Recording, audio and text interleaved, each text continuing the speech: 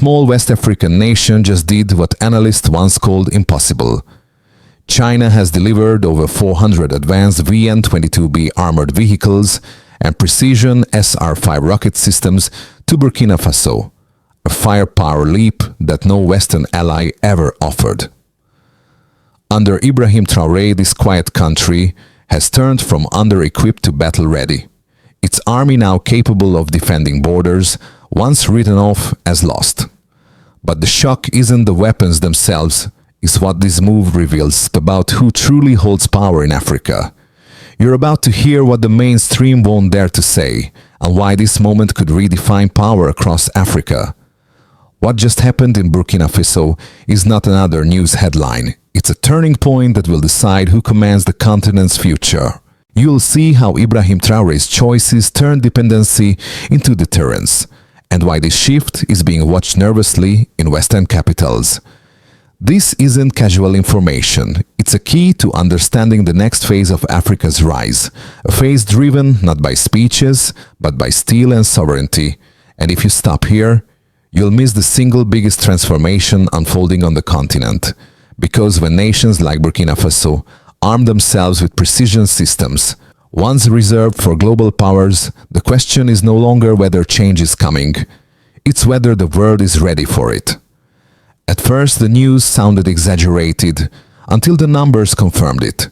Within weeks, Burkina Faso had received over 400 VN-22B armored vehicles, dozens of BL-5 gun mortars, and SR-5 precision rocket systems, an arsenal capable of reshaping the balance of force across the Sahel. This wasn't a symbolic delivery, it was the largest military transfer to a single African state in recent years. The story began with a void. For decades, the nation fought terrorism with outdated rifles and fading promises of Western support. Each year, attacks grew, villages vanished, and morale eroded. By 2023, Burkina Faso stood nearly isolated, surrounded by insurgents, under-equipped, and facing a skeptical world. Then, in quiet defiance, Ibrahim Traoré reached eastward. China answered with machinery, not memos. Its engineers landed first, training local crews before the first armored column rolled out. Soon, images spread of long convoys, moving through dust and red earth, still glinting under a dry Sahel sun. For communities along the northern front, it was the first visible sign that someone had chosen to stand with them, not above them. Those who watched closely realized the shift wasn't just tactical. A country once treated as a buffer was turning into a fulcrum, and that realization changed everything. When the first columns of armored vehicles arrived in Ouagadougou, it wasn't a parade. It was a signal. Witnesses describe how Ibrahim Traoré himself oversaw the rollout, inspecting the VN-22B fleet before they headed north. To the soldiers watching, it wasn't just new equipment. It was proof their fight finally had backing equal to their courage. Military analysts across the region took note. One West African officer admitted, "We realized overnight that the era of waiting for Western help was ending." The statement wasn't hyperbole. Within days, the new units were deployed to stabilize the volatile Soum and Oudelem provinces, cutting militant incursions by half within the first month. But the real transformation wasn't measured only in battles won. It appeared in how neighboring states reacted. Mali, Niger, and Chad quietly began discussions about forming a cooperative defense corridor, a move unthinkable just a year before. And in that moment, it became clear. This wasn't a procurement story, it was a continental pivot. From that point on, no one could call Burkina Faso a passive front line anymore. It began quietly. A single cargo flight, unmarked, landing at dawn. Then another, and another. Within days, the rhythm of deliveries turned into a storm. Crates marked with Chinese cereals, convoys of flatbed trucks, rolling north under military escort. The transformation had started. Engines roared across the barracks, soldiers trained non-stop. Villagers lined the roads, filming the new machines as they passed. Hope mixed with disbelief. For years, the same terrain had been ruled by fear. Now it echoed with steel. And then came the climax. Reports of coordinated strikes against militant camps spread overnight, mortar fire at dawn, precision rockets cutting through the silence. Targets that once seemed untouchable were gone within minutes. Commanders spoke of control, a word rarely used before. But the aftershocks reached further. Western diplomats called emergency meetings, demanding briefings. Commentators in Paris and Washington framed it as a dangerous precedent. Yet on the ground the sentiment was simpler. Burkina Faso was standing up. When the dust settled, the outcome was undeniable. Villages reclaimed, borders held. A nation that had fought for survival was now dictating the pace of war. And that was only the beginning. For the first time, the data matched the emotion. In less than 6 months, Burkina Faso's defense capacity increased by more than 60%, according to regional monitoring groups. Its rapid deployment rate doubled, and recorded militant incursions fell by 47% across the Sahel corridor. One figure stood out. Over 400 VN-22B armored units now operational, a number surpassing the combined total of several neighboring armies. Each vehicle, designed for mine resistance and all-terrain combat, meant one more patrol could move where it once couldn't. The impact was measurable. Response times to attacks shortened from hours to under 40 minutes. Behind those statistics was a moral equation. For every convoy now rolling safely, there were families who no longer fled at dusk. Markets reopened in towns once considered lost.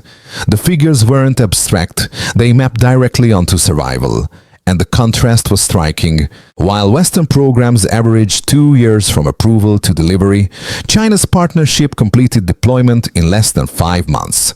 The Delta told its own story: promises versus performance. As Ibrahim Traoré framed it in one close briefing, sovereignty isn't declared, it's equipped. What emerged wasn't just a stronger army, but a measurable shift in who defines Africa's readiness.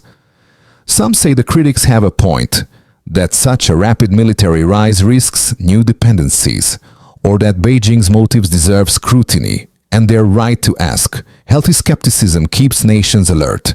Others argue that Burkina Faso may be trading one form of influence for another, replacing Western oversight with Eastern leverage. But let's stillman those claims. The first argument insists that Chinese support could compromise sovereignty. Yet the contracts show no basing rights, no resource collateral, and no command delegation, only technology transfer and training. What many call influence, others might call respect for autonomy. The second critique warns of an arms race. If one state retools, neighbors may follow. True, but history shows that deterrence, when distributed evenly, often stabilizes fragile borders. Within weeks of Burkina Faso's rearmament, cross-border raids fell and the insurgent logistics routes collapsed. That's not escalation, that's equilibrium. Still, the valid concern remains. Can such power endure without internal reform? Here lies the real question. Not whether Ibrahim Traoré is too close to Beijing, but whether he can turn short-term strength into long-term self-sufficiency. Because when both sides of the argument are laid bare, one truth emerges. Africa's defense renaissance will succeed only if its sovereignty remains shared by its people, not borrowed from its allies. And then something shifted.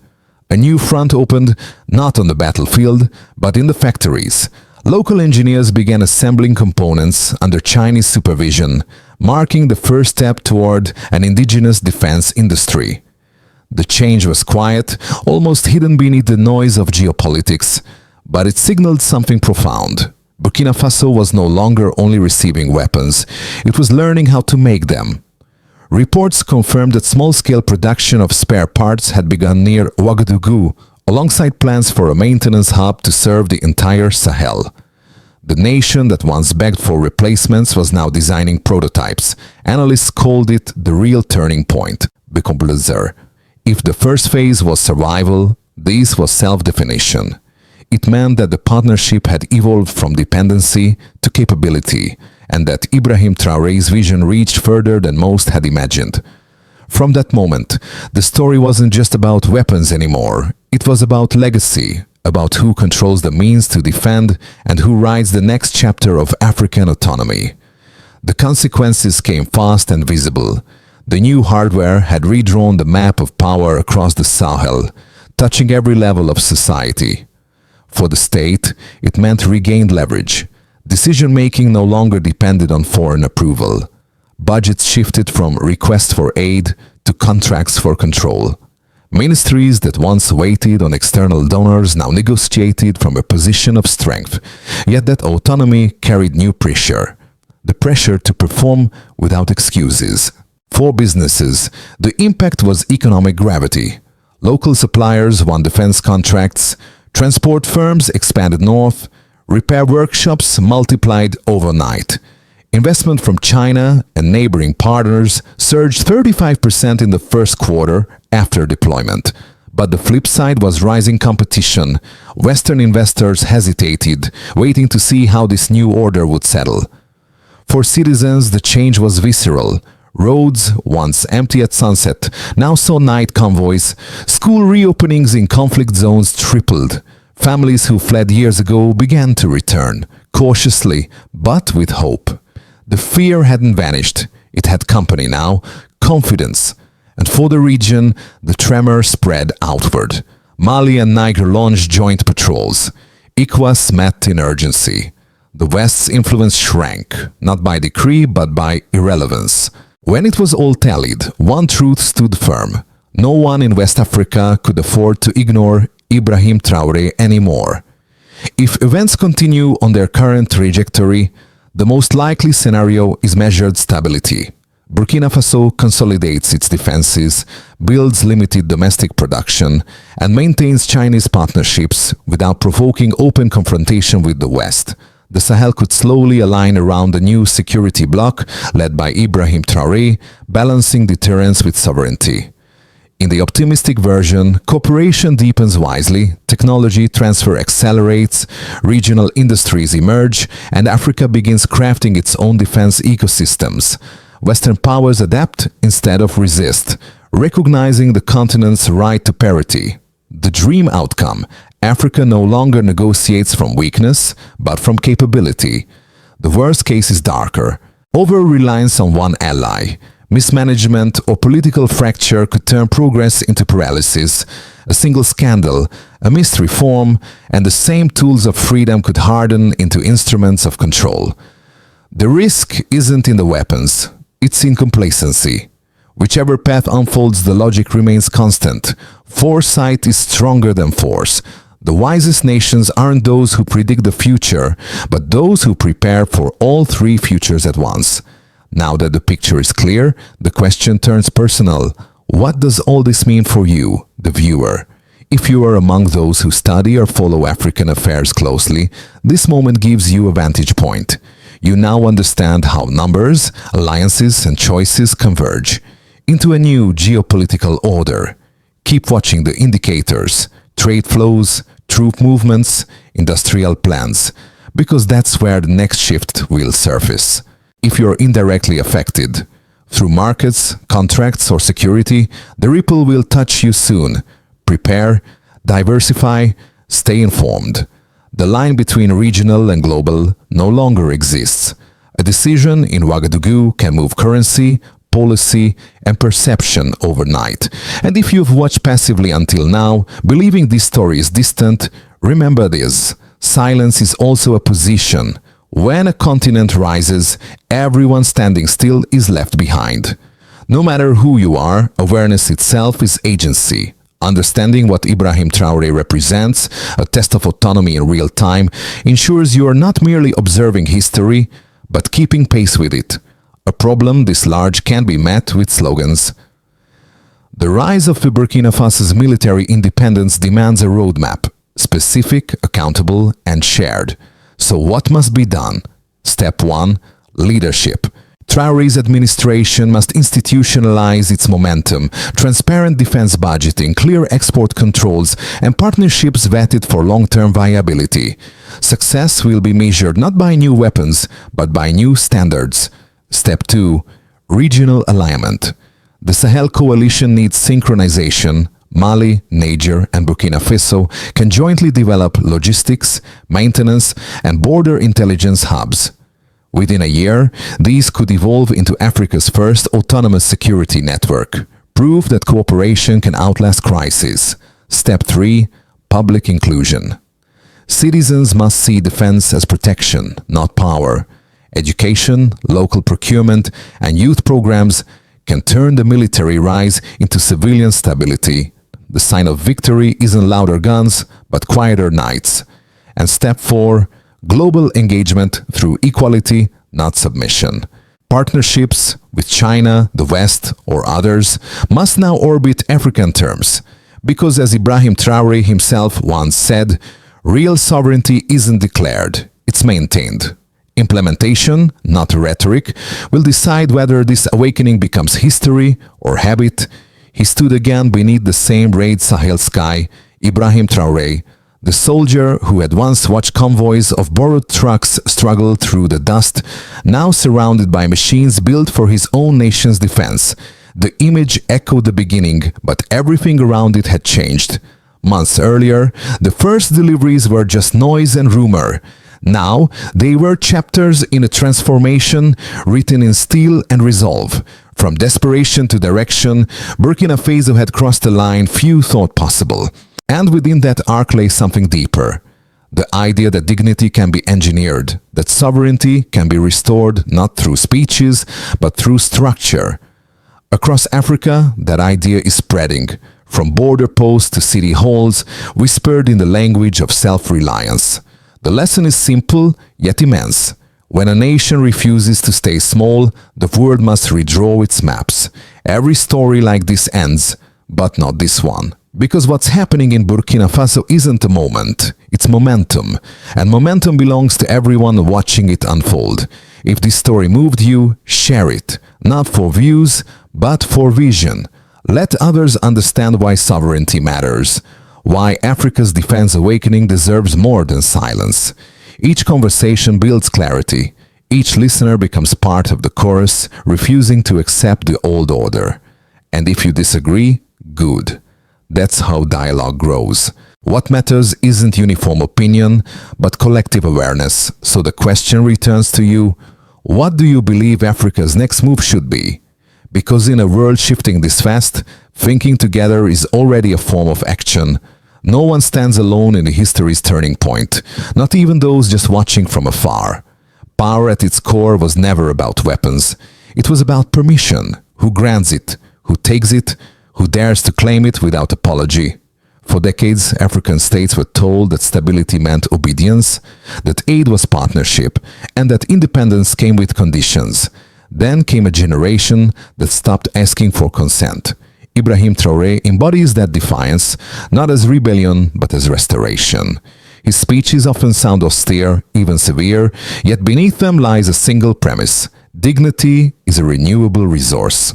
It is mined not from foreign capital, but from the conviction that a nation's value cannot be outsourced.